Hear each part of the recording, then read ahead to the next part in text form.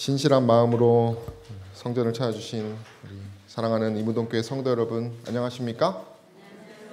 네, 각 처소에서 또 예배드리기 위하여 또 예배 준비하시고 또 말씀드리는 우리 성도 여러분, 안녕하십니까? 저는 오늘 고린도전서 세 번째 시간을 특별히 제목을 현대적 교린도 교회의 분열의 대쟁투라는 주제로 고린도전서 1장 10절에서 4장 21절에 있는 그들의 교회의 대쟁투적인 이야기들이 몇 가지 있는데요. 그 중에 몇 가지를 함께 나누고자 합니다. 이곳이 바로 고린도, 우리가 오늘 함께 나누고자 하는 지역의 지금 현재 모습입니다. 특별히 당시에 이 도시는 이교의 타락한, 그러나 엄청나게 번영한, 그 당시로 치면요, 그런 곳이었습니다. 이런 언덕 꼭대기에서 아주 좋지 않은 우상 숭배와 어떤 음탕한 의식들이 여러 행해지면서 이런 것들이 교회에까지 미쳐오면서 부패한 교회를 만들기도 하는 그런 일들도 있었습니다. 특별히 고린도 교회는 여러 문제들이 있었는데요. 제가 지난 시간에도 이제 하나씩 할 거다 5개 알려드렸었는데 그 중에 하나가 이 분열입니다. 분열. 나머지는 음란, 우상숭배, 거짓 예배, 부활을 부정하는 어떤 그런 일들이 있었는데 오늘은 우리가 이 분열에 대해서, 특별히 이 분열은 이렇게 6가지로 이렇게 쭉 나열할 수 있겠습니다. 오늘은 이 2가지, 제일 큰 문제, 이 분열에 대한 이야기를 좀 하고요. 그 다음에 이 분열의 또 다른 모습인 십자가가 빠진 그러한 말씀의 신앙이 있었다. 이 부분을 우리가 첫 번째 시간으로 좀 나눠보고자 합니다. 이 고린도 전서는요, 바울이 고린도 교회에 있을 때 쓴 것이 아닙니다. 바울이 에베소라는 지역에 있을 때 이 고린도 교회에 대하여 사랑하는, 사모하는 마음으로 이 글을 쓴 것입니다. 이것은 그의 최선이었습니다. 왜냐하면 그가 성령의 계시로 뭘 느꼈냐면 본인이 가는 것보다 편지로 보내는 것이 더 이득이었기 때문에. 슬픈 얘기로는 바울이 갔어도 소용이 없었기 때문에 바울이 이 에베소에서 이 고린도 교회를 향하여 글을 쓴 것입니다. 바울이 그 고린도 교회에 있을 때만 해도 성도들이나 또 백성들이 괜찮았던 거예요. 쉽게 말하면. 왜 그들이 큰 문제가 있었냐면, 그러나 그 정말 성령 충만한 바울이 어떻게 되니까요? 딴 데로 가니까. 홀로 남겨진 그리스도인들이, 여기 영감에 그래도 그렇죠. 원수가 심었던 가라지들이 이제 바울이 사라지니까 뭐 하기 시작하는 것입니까? 싹이 계속 나는 것이. 그래서 맹렬한 시련의 때였다, 이렇게. 그 시련의 때를 맞은 그 고린도 교인들에게 바울이 고린도전서를 쓴 것입니다. 그들의 시험거리는 부주의한 것, 무관심한 것, 하나님의 조화를 무관심하게 생각하는 것이죠. 그리고 타고난 취미, 어떤 스스로의 경향에 빠진 것입니다. 그리고 정말 바울이 있을 때만 해도 뜨겁게 회심하고 정말 신앙생활을 열심히 누구보다 신실하게 지금 긍정적으로 했던 사람들이 어떻게 됩니까? 다시 돌아가는 것입니다. 저급한 그들이 기존에 그 회심 전에 가졌던 것으로 돌아가는 그러한 상황 가운데서 이 바울이 이 편지를 쓴 것이에요. 10절에 보면, 여기 제가 지난번에도 성경은 헬라어를 이렇게 봤을 때 처음 들어가는 단어가 중요하다고 말씀드렸는데, 여기 처음에는 권한다 이런 표현이 있습니다. 권한다. 그러니까 호소로부터 시작해요. 호소. 정말 강력한 어떤, 우리가 흔히 이제 편지 쓸 때 이렇게 뭐 이렇게 인사말처럼 하는 것이 아니라 이것은 바울의 어떤 정말 강한 신념이, 다시 말하면 이 고린도 교회를 향한 그의 뜨거운 사랑이, 그런 것이 있는 표현입니다. 특별히 바울은 글을 쓸 때 중요한 어떤 얘기를 하기 전에 이렇게 서두에 이런 장황한 말을 한다고 합니다. 여기 보시면 형제들아 내가 우리 주 예수 그리스도의 이름으로 너희를 권하노니 이렇게 말합니다. 그죠?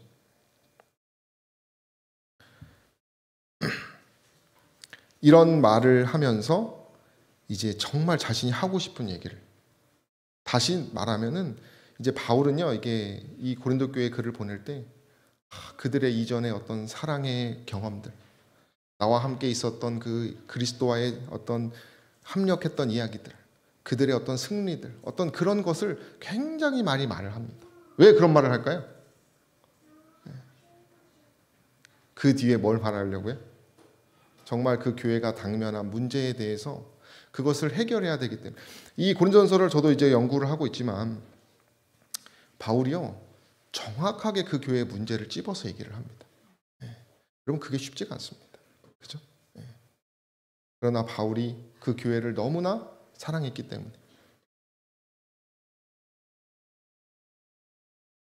영감의 글에는 이렇게 얘기합니다. 고린도 신자들에 대한 사도의 큰 사랑은 교회에 보내는 그의 친절한 인사에서 나타났다.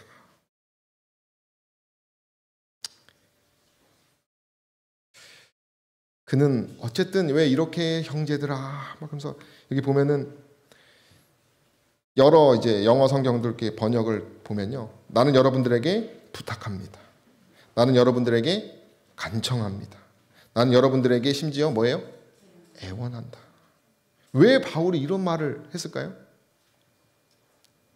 정말 다시 그들이 그 문제 가운데서 뭐 하길 원한 것이에요? 회복되기를. 정말 그리스도와 그 제가 말했잖아요. 거룩이라고 하는 주제가 가장 중심이라고요. 그리스도를 통한.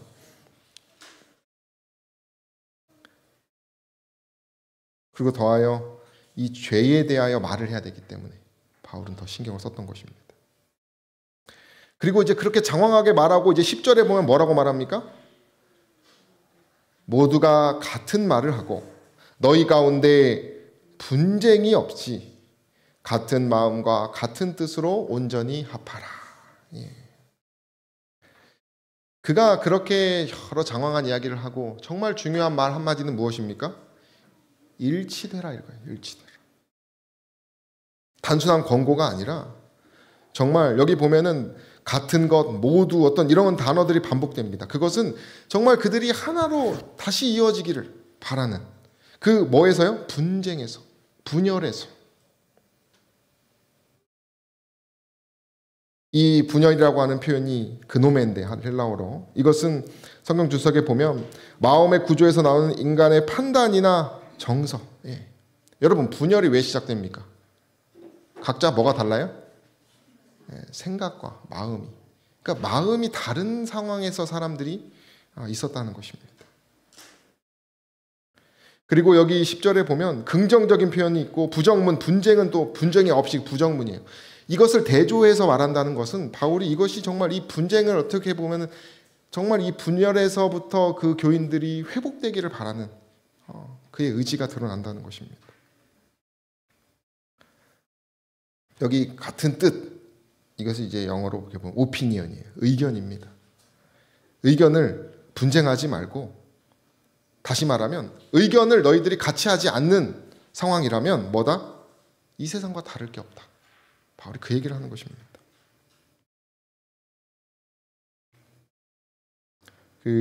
제가 배우고 있는 최유청 교수님이 이렇게 얘기했습니다.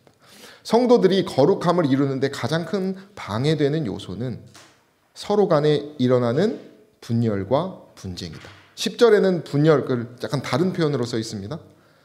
10절은 분열이라고 말하고 11절은 분쟁이라고 이렇게 우리가 해석할 수 있어요. 따라서 분열된 교회는 순결을 상실한 세상적 권력 개념으로 오염된 공동체라 할 것이다. 이렇게 말합니다. 그래서 이 바울은요, 그들의 일치를 이렇게 표현하지 않았습니다.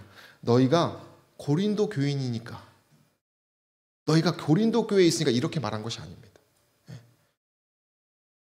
그렇게 말한 것이 아니라 그런 어떤 그들의 의견이 다르지만 하나로 이렇게 묶으려고 이렇게 우리가 한 교회, 뭐 쉽게 말하면 이문동 교회잖아, 우리가 이문동 교회 출신이잖아, 이런 표현으로 한 것이 아니라 그는 정말 너희가 하나가 되려면 그리스도라고 하는 이름 앞에서 하나 되어야 된다. 그런 이야기를 그가 꺼냅니다. 뿐만 아니라 그가 그들을 연합하기 위하여 형제라는 표현을 계속 씁니다. 여기도 보면 형제 써있죠, 그죠? 형제들아, 11절도 형제들아. 심지어 이 고린도전서에는 3분의 1가량이 그의 그 구절을 보면 형제들아, 형제 자매들아. 이거 무슨 표현입니까, 이 표현이? 가족의 유대를 자꾸 말하는 거예요. 그냥 바울이 쓴 것이 아닙니다. 바울은 아주 예리하게 문학적인 것을 표현했다고 이렇게 말합니다, 신약자들은. 그러니까 그가 쓰는 이런 문장 하나하나는 그냥 막 대충 쓴 것이 아니라 그의 그 마음을 우리가 느껴야 하는 것이에요. 이러한 표현은요, 당시의 로마인들에게는 이상한 표현입니다. 왜냐하면 함부로 형제들이라고 말하지 않습니다. 그들이 하나님의 한 가족으로 입양된 사람들이기 때문에, 그리스도라고 하는 한 가족이라고 하는 그러한 개념으로 그 내면적인 어떤 그 일치를 바울이 원하는 것이.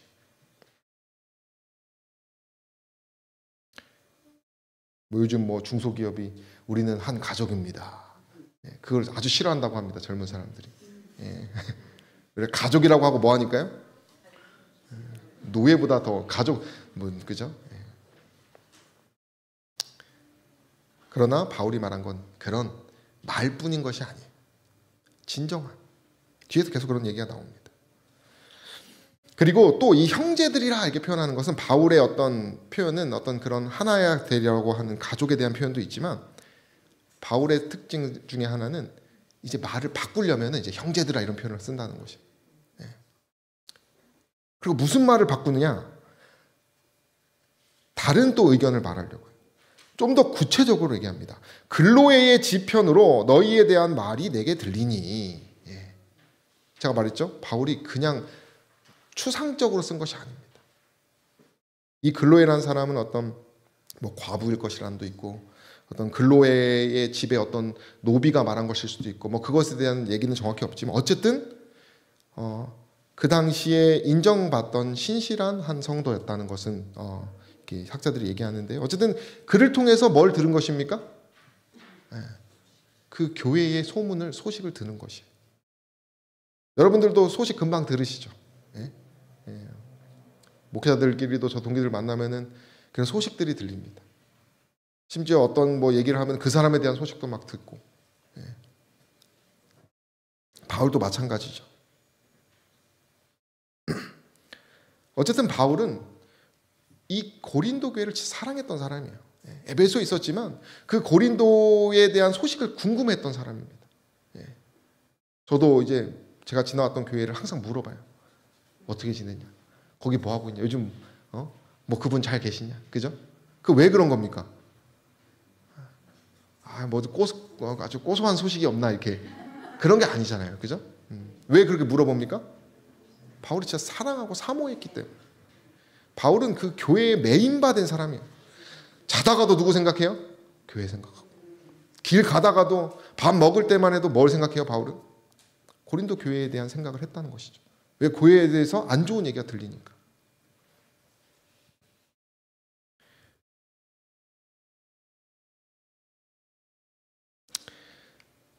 그리고 이 고린도 교회에 쓴 편지는 여기 보면 모두에 대한 표현이 있습니다. 모두가 이렇게 되는. 이 모두는요, 종말적인 표현이라고 합니다. 이거는 이 말라기서에 나오는 이제 이방인들까지 퍼져가는 이 복음의 어떤 확장성을 얘기하는 표현이라고 합니다. 다시 말하면 이 고린도 교회에서 말하고자 하는 이 바울의 권면은 오늘날 우리들에게도 필요한 권면이라는 것이. 그래서 여러분들이 여기서 교훈을 얻으실 필요가 있어요. 자, 그러면 바울이 그럼 어떤 얘기를 하느냐? 이제 이 분쟁에 대해서 구체적으로 얘기를 하는데, 이 헬라어의 접속사 중에 이제가 이게 대인데 이게 대라는 표현인데 이 다음에는 이제 내가 하려고 하는 말이 있어 이런 표현이라고 합니다. 처음에 등장하는데요. 무슨 말을 하냐면 바울, 아볼로, 게바, 그리스도 이런 표현을 바울이 합니다. 이들과 관련된 분쟁이에요. 무슨 분쟁이었을까요? 한번 예상해 보시겠습니까? 당시에 바울 라인, 교회에도 분명히 그런 라인이 있을 것입니다. 아볼로 라인, 게바 라인, 그리스도 라인 이렇게 있는 것이. 여기 보면은 그들에 대한 나는 이 표현은요 에고를 말합니다. 에고가 또 우리가 자아라고 표현하잖아요, 그죠? 에고대 이렇게 표현되는데 그러니까 다시 말하면 당시의 분쟁의 원인은 무엇입니까? 자아 때문에 자존심. 그들의 이 분쟁의 큰 문제가 첫째 문제가 뭐 때문이에요? 이 에고이즘, 자존심의 문제로 인한 우리가 뭐 정치도 보면은 뭐 친박이다, 뭐 친윤이다, 그죠?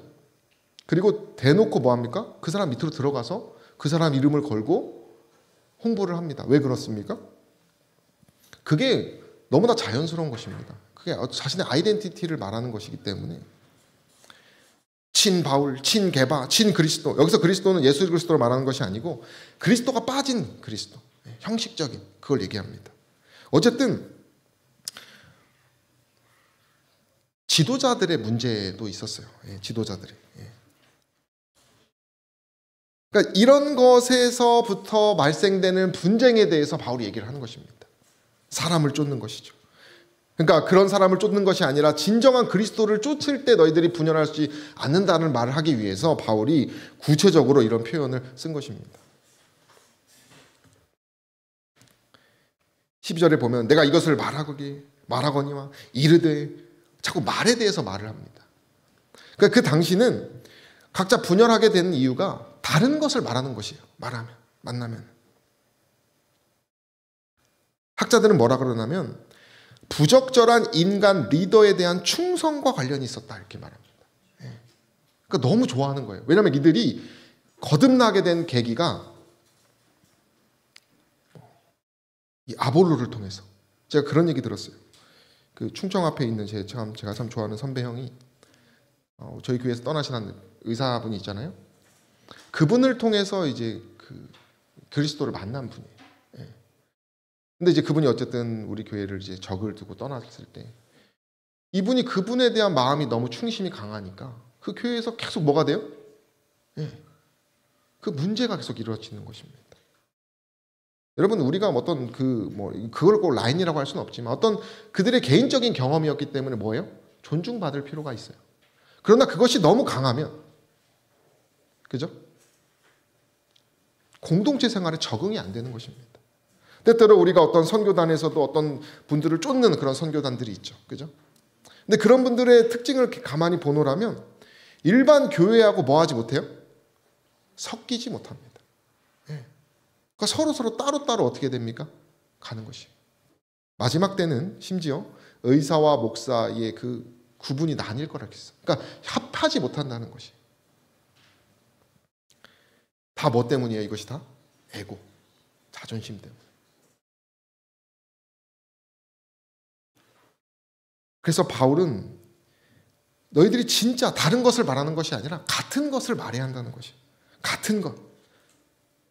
그가 원하는 같은 것은 무엇이었습니까? 십자가. 정말 그리스도. 심지어 바울은요, 내가 침례를 말하려고 하는 것이 아니라 이렇게 말했어요. 내가 복음을 말하려고 한다 이렇게 말해요.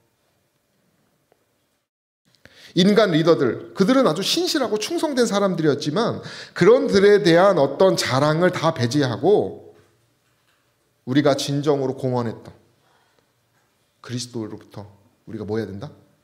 정말 하나가 돼야 된다. 그런 얘기를 하는 것입니다. 제가 이번에 큰 맘 먹고 비싼 주석을 하나 샀습니다. 그래서 그 주석 여기 보면은 바울은 교회 내의 분열에 대한 길고 복잡한 논증을 펼칩니다. 고린도 교회는 고린도 사회의 일반처럼 사회적 지위에 대해 매우 의식적이었습니다. 그들은 경쟁에 휩싸여 자신들이 좋아하는 리더의 지혜와 수사학적 웅변을 자랑했습니다. 이렇게 말합니다. 당시는 어떤 그런 철학가들이 많았기 때문에 뭐예요? 수사학 막 말하고 변증하고 어떤 화려하고 막 퍼포먼스도 하면서 그런 것들을 막 자랑하고, 그죠? 여러분들 다 좋아하는 목사님들 있으시죠? 어떤 학자는 그렇게 얘기했어요. 이거는 오늘날 개신교에도 어떤 목사님들 책 써가지고 이렇게 막 인기 많은 목사님들 있잖아요. 그런 걸 쫓는 것과 비슷한 것이라고도 이렇게 표현하더라고요. 어떤 카리스마 있는 지도자.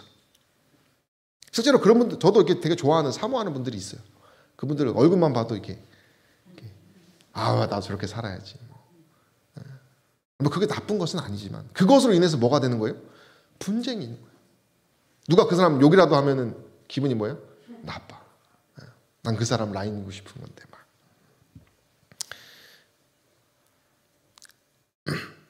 근데 이것이 나중에는 오늘날은 이제 그렇게도 말할 수 있어요. 나는 교황의 것이다. 그죠? 이거 제가 말한 것이 아니에요.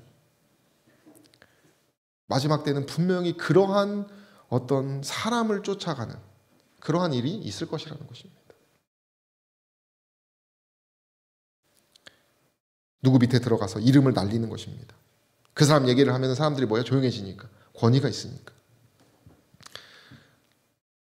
그러나 저는 이제 참 이걸 이제 뭐 사실 주석들이 많고 공부할 것이 참 너무 많습니다. 참 시간이 없는 것과 제 체력이 없은 것에 대한 참 아쉬움이 있지만 우리가 화인 여사의 글이 있다는 것이 얼마나 큰지 몰라요. 화인 여사가 이 부분에 대해서 이렇게 얘기합니다. 이 무렵에 고린도에서 명성이 높은 그리스도인 가정인 글로의 집안의 사람들이 에베소로 왔다. 바울은 그들에게 그쪽 형편에 관하여 물었고 그들은 교회가 분열되었다고 말했다. 아볼로가 방문하였을 때 만연했던 분쟁이 더 커졌다. 이 아볼로는 뭐예요? 아볼로파.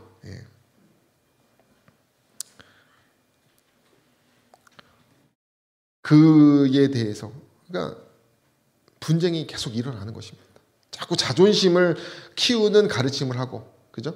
그런 것을 더 힘을 주고, 우리도 사람들끼리 이렇게 보여면 뭐 군대에서도 마찬가지입니다. 자기 라인을 만들고 자기 사람을 챙기고, 그죠? 대놓고 사람들 앞에서 이 사람을 이렇게 칭찬하면서 뭐예요?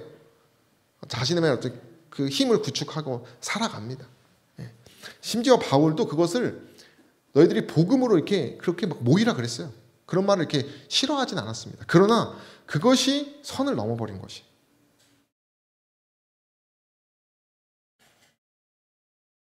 분쟁이 계속되는 것입니다. 그러니까 여러분 싸울 거면은 다 필요 없는 것이에요. 교회에서. 아무리 좋은 것도. 행복을 위한 차선이 나은 것입니다. 이 분쟁에 대한 표현이 이제 요즘은 이런 프로그램들이 있어가지고 이제 헬라어를 갖다 대면 그거에 관련된 성경절이 쫙 뜹니다. 그래서 제가 그런 어떤 어코도스라고 하는 프로그램을 쓰고 있는데 이 변론에 대해서 이 어떤 분쟁 여기 보면은 처음에 이 말씀에 이렇게 보면은 여기 보면 어리석고 헛된 것이 바로 변론, 족보, 분쟁, 율법 다툼 이런 것입니다. 그러니까 그런 것으로 우리가 싸울 필요가 없어요. 저도 얼마 전에 인터넷 어떤 글에 교회 11조가 목사 지갑으로 다 들어간다. 막 그러면서 막 어떤 교회 얘기하면서 막 헌금 이거 다 그렇게 얘기를 하는 거예요. 그게 아니잖아요. 팩트가 아니어서 제가 그것에 대해서 썼더니 더 장문의 글을 제 답글에다가 쓰더라고요. 이 사람이. 뭐 IS를 기독교에 비교하면서 그런 곳에서 선한 것이 있으니 뭐 이렇게 막 그 제가 쓰려다가 쓰고 이 말씀을 읽다가 지워버렸어요. 아무런 도움이 되지 않는 것입니다. 왜요? 변론하는 거. 내가 논박하는 갑이 말하고 뭐 그런 건 의미 없는 것입니다. 헛된 것이기 때문에. 여러분 신라말 혼란기의 호족 분포도 한번 보십시오. 난세라고 합니다. 얼마나 많은 지방 호족들이 많습니까? 이게 하나가 되겠습니까? 이러니? 이 분쟁에 대해서 이렇게 이야기합니다. 다툼이라고도 표현하는데 격렬한 논쟁. 경쟁이 참을 수 없게 될 때마다 점화되는 감정의 불꽃. 그러니까 참지를 못하는 것입니다. 우리 청년들 얘기 들으면 직장에서 자기를 방어하는 기술이 들어요. 그래서 직장인 애들은 말싸움을 아주 잘합니다. 대학생 애들은 그 직장인들하고 이렇게 싸울 수가 없어요. 직장인들은 뭐 거기서 뭘 하니까요? 산전수전을 다 겪으니까 자기 어떤 논리를 딱 정했을 때 누가 막 그것을 말하면 그걸 방어하기가 아주 잘합니다. 교회 내에 그런 다툼이 에고, 자존심으로 인한. 근데 그런 것들이 세보면 다 뭐예요? 주님 앞에서는 다 쓸모없는 것들인데. 바울은 걱정했다고 말합니다. 하는 신학자는. 고린도로 자기가 돌아갔을 때 다툼, 질투, 분노의 폭발, 분파, 중상모략, 어떤 수군거림, 거만함, 혼란이 많을까 봐 그가 걱정하는 마음으로 이 편지를 쓴 것이.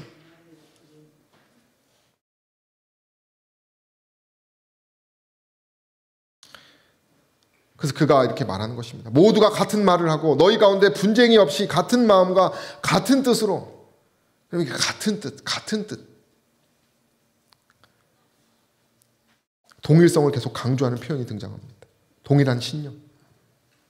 우리가 초대교회의 공동체 생활을 우리가 생각했을 때 어떻습니까? 초대교회. 심지어 내 주머니가 네 주머니가 내 주머니. 내 주머니가 누구예요? 너 주머니였어요. 완전 단결된 상태였습니다.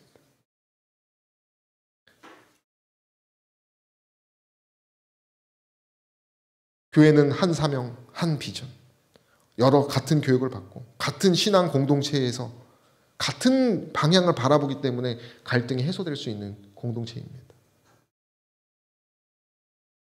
그래서 성경에 보면 두 가지 한 뜻을 가지고 있는 사람들이 싸워요. 대쟁투가 있습니다. 한쪽은 누구예요? 원 마인드라고 이렇게 표현하는데 자기의 능력과 권세를 짐승에게 주는 사단의 한 뜻을 모인 사람들과 하나님의 뜻, 자기 뜻대로 할 마음을 한 마음을 주셔서 그분의 선한 뜻대로 싸우는 그런 사람들이 있습니다. 고린도전서에 기록된 고린도 교회는 그런 싸움이었어요. 처음부터까지 계속 그런 싸움을 바울이 얘기합니다.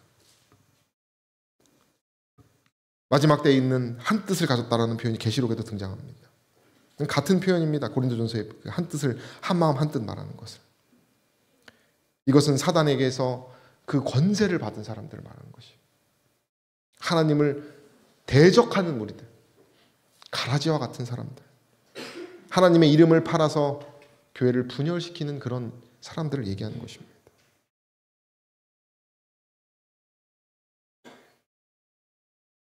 이 분쟁은요, 여러분 좋아하게 되어 있습니다. 하나님을 떠난 사람들이. 분쟁이 여기 보면 그는 디모데전서에 보면 그는 교만하여 아무것도 알지 못하고 변론과 언쟁을 뭐 하는 사람이에요? 좋아한다는 거예요. 좋아한다는 거. 투기하는 거, 언쟁하는 거. 좋아한다는 건 자주 하는 것입니다. 자주. 속 시원하게 사는 거예요. 자기 혼자. 중독입니다. 중독. 여러분 말실수하는 사람들은 계속 말실수합니다. 왜 그래요? 그게 재밌거든요. 제가 어떤 분도 그런 얘기 들었어요. 자기는 교만한 사람들 찍어 누르는 재미에 산다는 거예요. 그래서 자신의 직업 의사분인데 숨겨요. 모르는 척하고. 또 그 형님은 서울대에 그 교수였습니다. 의사. 그 모르는 척하다가 그런 라인들에서 이렇게 뭐 골프 치면서 저희 어머니 친구분이셔가지고 제가 이렇게 만난 적 그분의 얘기를 들었었는데 그래서 이렇게 면박을 팍 주면 뭐 하는 거예요? 속이 다 시원한 것입니다. 그러나 그분이 병에 걸리고 어떤 그리스도를 만나면서 어떤 그러한 것을 이렇게 회개했다는 얘기를 제가 들었어요. 그는 교만하여 아무것도 알지 못하고 변론과 언쟁을 좋아하는 자니 이로써 투기와 분쟁과 비방과 악한 생각이 나며. 그럼 이거 누가 가진 마음입니까? 사단의 마음이에요. 그들의 태도에 대해서 이렇게 합니다. 그들이 여러분 얼마나 교묘하냐면 바울에게 조언을 구합니다. 멀리 사는 바울에게 우리 교회에 이런 문제가 있어요 하는데 진짜 교회의 문제에 대해서 말하지 않습니다. 예? 그러니까 좋아한다는 거예요. 분열을. 교회는 여러 가지 문제들에 대하여 조언을 구하는 편지를 바울에게 보냈는데 그들 중에 있는 통탄할 죄에 대해 아무것도 말하지 아니하였다. 교회의 참 상태가 감추어졌으나 이 편지는 발신자들이 자신의 목적에 도움이 되도록 해석할 수 있는 설명을 그에게서 받으려는 시도다. 여러분 아까 말했죠? 바울파냐 아볼로파냐, 자신의 그 유리한 대로 그 권위를 이용해가지고, 여러분 정보라는 것이 이 같은 자료를 가지고도 다르게 쓸 수 있는 것입니다. 그죠? 자기의 어떤 그걸 얘기하려고, 심지어 제가 옛날에 그런 얘기 들었어요. 그 여행 보험 파는 제가 한 지인이었는데 유명한 목사님 얘기를 해요. 팔면서. 그 목사님도 했다. 그럼 뭐가 생깁니까? 신뢰감이 생깁니다. 여러분 그렇게 다 우리가 이렇게 살아가는 것입니다.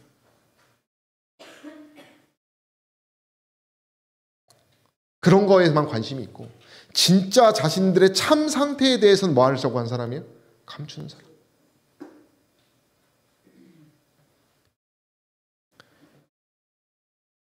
정치인과 같은 삶을 사는 것입니다. 바울이 그래서 그렇게 얘기합니다. 그런 얘기를 하면서 그리스도께서, 우리 함께 읽어볼까요? 그리스도께서, 시작. 그리스도께서 어찌 나뉘었느냐. 바울이 너희를 위하여 십자가에 못 박혔으며 바울의 이름으로 너희가 침례를 받았느냐. 이게 무슨 말이에요? 바울을 강조하려고 하는 것입니까? 아니잖아요. 그리스도에 대해서 말하려고 하는 것입니다. 너희들이 그들을 쫓고 그들을 통해서 신앙을 회심하고 나오게 된 진정한 그 초심이 무엇이냐.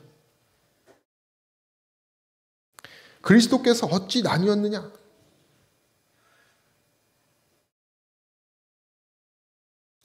여기서 또 바울은요, 해답을 피합니다.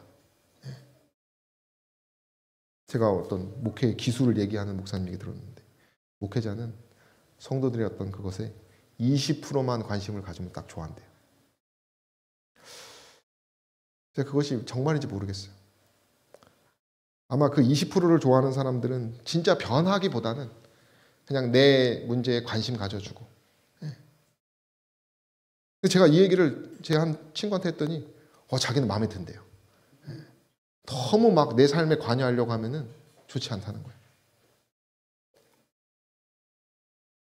바울이 그러한 긍휼의 마음, 그 20%가 아마 제가 지름길이라고 생각해서 말하신 거라고 생각합니다. 바울도 직접적으로 말하지 않고 그냥 양심에 호소하는 것입니다.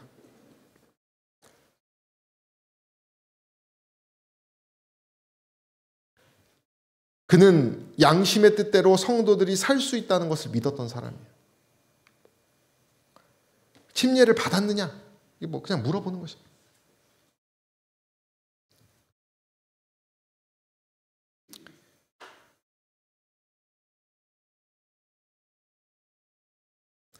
다시 말하면 이 질문은 너희가 십자가에 못 박혔느냐? 이걸 얘기하는 거예요. 진정으로 너희의 자아를 십자가에 못 박았느냐?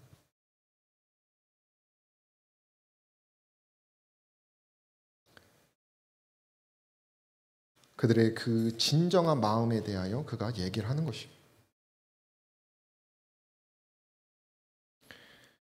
그리고 바울은 그 아볼로나 게바 이런 표현을 쓰는 이유는 너희들이 그들을 사랑하고 사모하고 그들을 통해서 뭔가를 이루려고 하는 마음가짐으로 누구를 쫓으라는 거예요? 진정한 예수 그리스도를 쫓으라고 이렇게 얘기하는 거예요.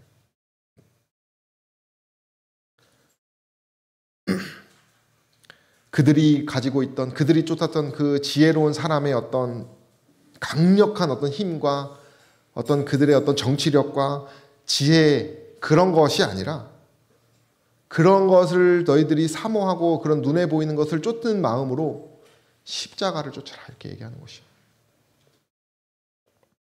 당시에 그 제자들은 아볼로와 같은 사람들을 쫓는 제자들은 전적인 충성을 보여야 했다고 말합니다. 그래서 전통적으로 서로에 대해서 질투하고 추종을 열심히 했기 때문에 계속 그런 걸로 인해서 자기가 옳다, 내 스승이 옳다고 싸웠던 사람이라는 거예요. 그러니까 우상화된 것입니다. 우상화. 사람이 우상화된 것이에요. 그래서 바울은 그런 카리스마 있는 사람들을 너희들이 바라보지 말고 그들을 네가 좋아하고 사랑하는 것만큼 그리스도를, 진짜 그리스도의 십자가를, 너희들의 자아를 십자가에 못 박음으로 쫓으라, 이렇게 말하는 것입니다. 그래서 아까 전에 이 분쟁에 대한 표현을 이렇게 표현할 때 이렇게 말합니다. 어떤 이들은 투기와 분쟁으로, 어떤 이들은 착한 뜻으로 그리스도를 전파하나니. 우리가 가야 할 것은 이 착한 뜻으로 이렇게 나아가는 것입니다. 그리스도를 전할 때. 바울은 어쨌든 자신의 마음을 많이 감추면서 그런 말을 하려고 애를 썼다고 합니다. 정말 중요한 말을 하기 위해서, 우리가 때때로 그럴 때 있잖아요. 정말 이 말을 해야 되지만 너무 중요한 말이기 때문에 말을 안 할 때가 있어요. 그죠? 바울이 이런 표현인 것이며, 나는 그리스도와 가이오 외에는, 그러면서 더 이상 이렇게 어떤 사람의 이름을 말하지 않는다라고 합니다. 이것은 더 강조한다는 것이. 그러니까 바울이 사실은 교회가 분열을 이기기 위해서는 그런 지도자들의 변화, 그러니까 어떤 힘 있는 사람들의 변화도 필요했습니다. 그리고 그것을 그들이 변화하려고 하려고 변했으면 좋겠다는 마음도 포함했고요. 또 하나는 이 표현에 대해서 바울이 자신에 대한 어떤 자신을 따르는 사람들이 있었잖아요. 그죠? 그래서 이 고린도 교회 사람들에게 침례를 거의 안 줬다고 합니다. 왜 그래요? 너무 그것이 자기에게 쏠려가지고 분열이 일으킬까 봐. 그죠? 힘이라는 것이 그렇죠. 이게 잘 이렇게 양분돼야 되는데 한쪽으로 이렇게 독점하고 독식하게 되면 뭐 하게 됩니까? 어떤 교회에서는 뭐 너무 이렇게 힘을 한쪽 장로님이 다 가지고 있어서. 그죠?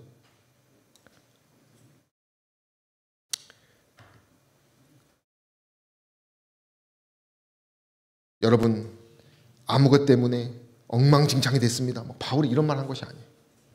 정말 숨기고 정말 그 교회가 분열해서 회복되기 위한 그런 심정으로 그가 얘기를 했다는 것이에요. 영감이 이렇게 얘기합니다. 그의 이 이유가 있어요. 그렇게 말하지 않은 이유가. 사도는 그의 수고의 결실을 말하려고 노력하고 있는 거짓 교사들에 대하여 언급하지 아니하였다. 교회 안에 있는 무지와 분쟁 때문에 그는 현명하게도 어떤 이들이 진리에서 완전히 떠날까 염려하여 그와 같은 언급으로 그들을 자극하는 일을 삼갔다. 바울이 얼마나 조심스러운지 아시겠죠? 함부로 누군가를 말을 했을 때 어떻게 될까 봐요? 시험 받는 사람들이 너무 많아질까 봐. 그리고 결국 그는 어떤 그런 사람을 말하지 않고 지혜로운 건축자이신, 그 뒤에 보면 이제 건축하는 돌 대신 예수 그리스도에서 말을 합니다. 그러니까 그리스도만 뭐 하는 것입니까? 바울이 계속 말하고 있는 것입니다.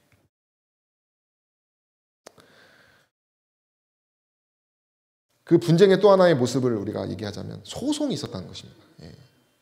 오늘날도 소송 같은 것이 많죠. 그죠? 여러 많은 방법들이 있었습니다. 소송 가기 전에 한 명이 가서 말하고, 두 명이 가서 말하고, 세 명이 가서 말하고, 그죠?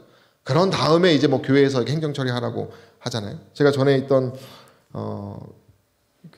한 지도자 하셨던 목사님하고 얘기를 한 적이 있는데 저한테 그런 얘기 하시더라고요. 교회에서는 최대한 소송을 가면 안 된다는 것입니다.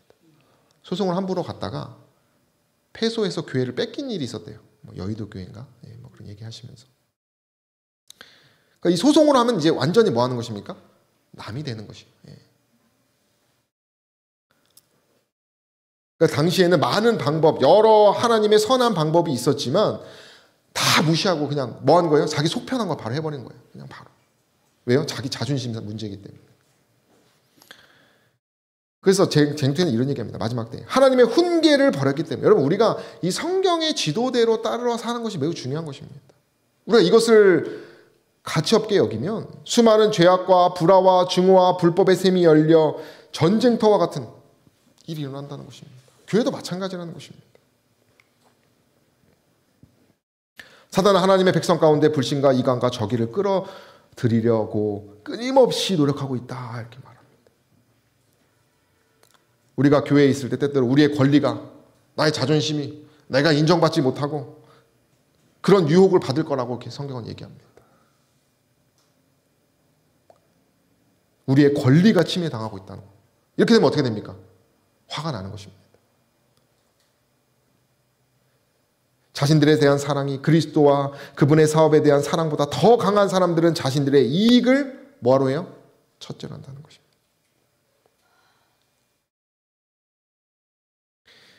뿐만 아니라 양심적인 그리스도인인 것처럼 보이는 많은 사람들까지도 교만과 그 에고 때문에 자기 자존심으로 인해서 과오 중에 있다고 생각하는 사람들을 은밀히 방문하여 그리스도의 정신으로 그들과 이야기하고 함께 서로를 위하여 기도하는 일을 뭐 했다고 말합니까? 하지 않았다는 것입니다. 알고도 은밀히 방문하지 않아요. 싸우고 분쟁을 일으키는 사람도 문제지만 은밀한 중에 그것을 말리지 않는 어떤 것도 문제라고 말하는 것입니다. 그런 것들 안 하고 고소만 하는 것입니다. 자기 피해 본 거를 가지고. 그리고 2장 1절부터는 이제 그래서 결국 십자가 빠진 말씀. 그 그리스도가 빠지니까 자신의 자존심만 드러나는 신앙만 하는 것입니다. 이것이 분쟁의 두 번째 요인입니다. 그래서 이 십자가에 통해서 그 필러 주석에는 이렇게 얘기합니다. 이 분열을 치유하기 위한 이 십자가 개념이 네 가지인데요. 첫 번째는 우리 함께 읽어볼까요? 십자가의 메시지는 시작. 십자가의 메시지는 인간 지혜와 힘의 종말을 알립니다. 두 번째, 십자가는 지혜와 어리석음, 힘과 약함을 재정의합니다. 3번, 그들의 리더의 지혜와 힘에 자랑하는 대신 그들에게 위리하고 안전한 지위를 주는 복음의 하나님의 지혜와 힘에 자랑해야 합니다. 마지막입니다. 고린도인들은 그들의 리더에게 속하지 않으며 오히려 그들의 리더는 그들에게 속하며 무엇보다도 그들 모두는 그리스도에게 속합니다. 바울은요, 의도적으로 어떤 화려한 언변이라든지 자신의 지식을 뽐내는 말을 하지 않고 하나님의 지혜, 성령, 믿음, 그 당시에 사람들이 재미없어 하는 주제만 계속 가지고 왔어요. 그 얘기는 뭐냐? 너희들이 그렇게 생각하고 있는 화려한 수사적인 어떤 그런 것이 중요한 것이 아니고 하나님의 지혜, 어떤 철학가의 훌륭한 사람들의 말이 아니라 하나님의 지혜가 뭐다? 최고다. 바울은요, 그걸 경험한 사람이에요. 그냥 말로 한 사람이 아니에요. 그리스도께서 나를 보내시면 침례를 베풀게 하려 하심이 아니요 오직 복음을 전하게 하려 하심이로되 말의 지혜로 하지 아니함은 그리스도의 십자가가 헛되지 않게 하려 함이라. 고린도서 2장 2절 함께 읽어볼까요? 내가 너희 중에서 시작. 내가 너희 중에서 예수 그리스도와 그가 십자가에 못 박히신 것 외에는 아무것도 알지 아니하기로 작정하였음이로다.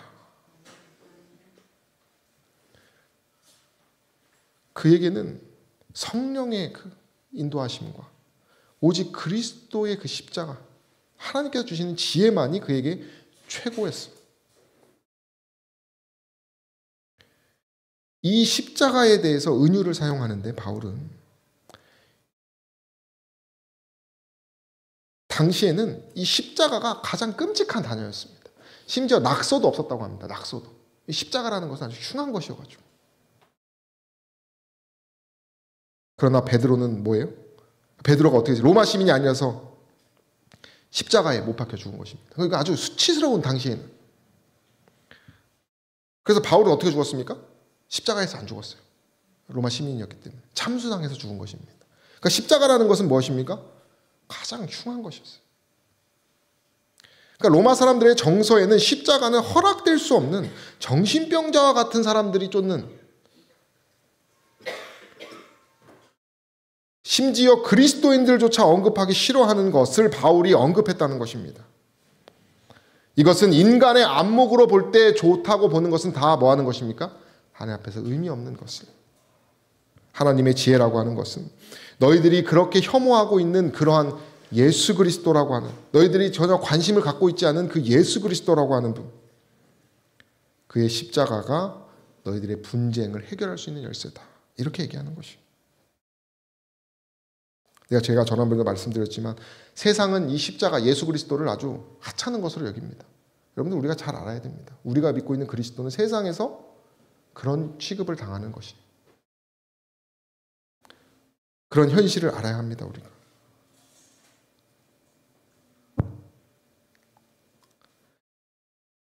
다시 말하면 바울이, 여러분 우리가 예수님의 이름으로, 그렇게 세상에 모욕하는 예수님의 이름으로 모였는데 우리끼리 싸운다는 것은 뭐예요? 너무나 자존심 상하는 일입니다. 너무 웃음거리입니다. 그 얘기를 하는 것입니다.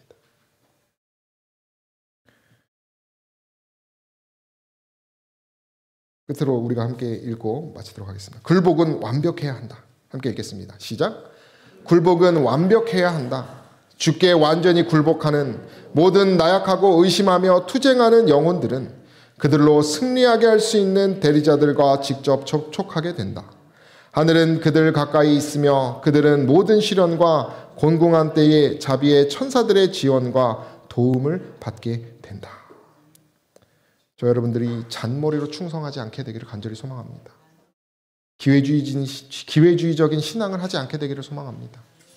저 여러분들이 진정으로 온전하게 그분께 굴복하시게 되기를 소망합니다. 우리가 여기 보면 이 반지가 어떻게 보이십니까? 깨끗하죠?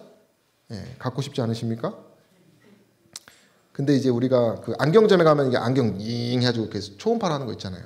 이걸 넣으면은 이렇게 깨끗해 보이는 게 뭐예요? 이렇게 구정물이 엄청나게 생긴다고 합니다. 우리 눈에 보기에 내가 나 정도면 괜찮지, 내가 신앙도 열심히 하고 하지만 성령의 그 임재 앞에서, 우리의 그 십자가 앞에서는 우리는 아무것도, 정말 가치없는 존재라는 사실을 기억하셔서 우리의 지식이나 우리의 지혜나 우리의 어떤 힘이 아니라 그리스도의, 오직 그 그리스도께서 주시는 그 십자가의 지혜로 저 여러분들이 이 마지막 때에 우리에게 덮칠 만한 이 분열의 문제를 온전히 해결하는 저 여러분 되기를 간절히 바라며 말씀을 마치겠습니다.